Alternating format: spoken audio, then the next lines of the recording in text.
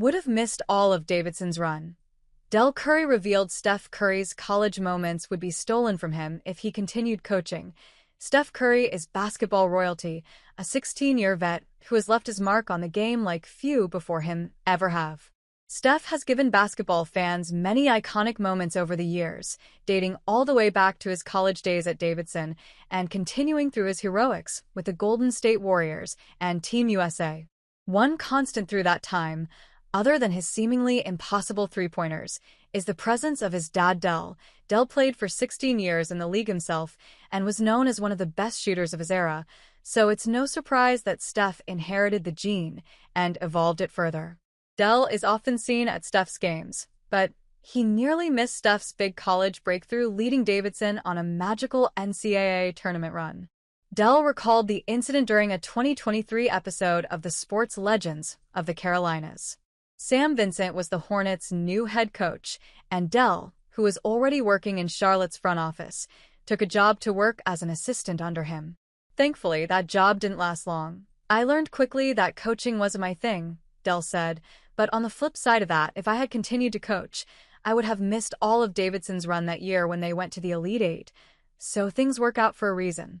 Dell said he enjoyed coaching high school, but not so much the pro ranks, and he cited the long summer hours as one of the main reasons why. He went on to find his place as a color analyst for Hornets games on TV, a job that has allowed him to call games in which both of his sons have played, sometimes at the same time. Dell Curry has gotten to see many of Steph's best moments up close. Despite having a pro baller as a father, Steph has always seemed like the underdog. Maybe it's his relatively small stature. It's hard to remember now, but there was a time when he was a lightly recruited high school player who couldn't get a look from big schools. Though Steph went on to become a legend at Davidson, even there he faced an uphill battle from the start, and his debut game was the perfect encapsulation of that. John Kilgo, who was the Davidson basketball play-by-play voice for nearly 2 decades, once spoke to The Athletic about what it was like to watch Steph's college debut. The Wildcats beat Eastern Michigan by 4, in large part despite Curry's wrong kind of double-double, 15 points and an unbelievable 13 turnovers.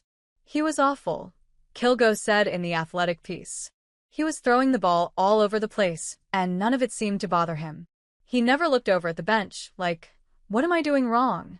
He might throw it in the 4th row, but he'd say, 'I'm eager to try it again.' He was just a different breed of cat." Despite the inefficient performance, it's easy to see traces of the Curry who puts opponents to sleep with his legendary night-night celebration.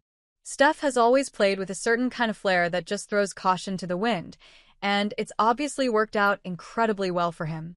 Now 37 years old, the twilight of Steph's career is almost upon him, but he's still going strong.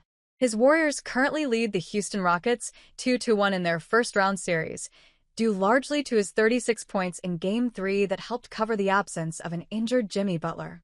Steph and the Warriors will try to take a commanding 3-1 lead tonight when they host the Rockets for Game 4. That game will air at 10 p.m. Eastern Time on TNT.